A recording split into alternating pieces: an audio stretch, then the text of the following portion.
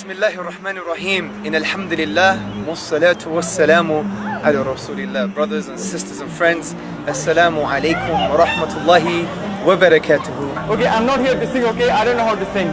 But I'm here to give a simple message. The t-shirt that I'm wearing, it holds a message. It's who do you love? Guys, who do you love? One day he sat with his companions and he said, I miss my brothers and sisters, I miss them. And they said, we're right here. We're right here. What do you mean? We're right here with you. And they said, no, you're my companions. I'm talking about those that will come after me and who will love me and follow me. This is me and you. Surah 21 verse 107. There the Allah say, O Muhammad, we send you not but for mercy for all humankind and jinn kind. He said the analogy of me and you, the people, is like a man who's standing in front of a fire. Listen to this. It's like a man who's standing in front of a fire and he's trying to stop wasps and insects and mosquitoes from going into the fire. This was the concern this man had for you. Allah Ta'ala says in the Quran, قُلْ إِن كُنْتُمْ تُحِبُّونَ اللَّهَ فَاتَّبِعُونِي يُحْبِبْكُمُ اللَّهُ. Ya Rasulullah said, say, if you really love Allah subhanahu wa ta'ala, then follow me. Allah subhanahu wa ta'ala loves you as well.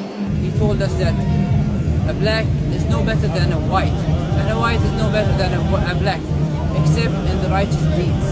He came for all of humanity to correct everything.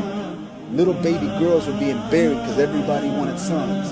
He eradicated this and elevated their status in society. People were worshiping sticks and stones, graves, past prophets, and he taught them that success is worshiping the one who created these things. Because loving Muhammad sallallahu alaihi wasallam and following him is a window, is a milestone, is a doorway to divine love.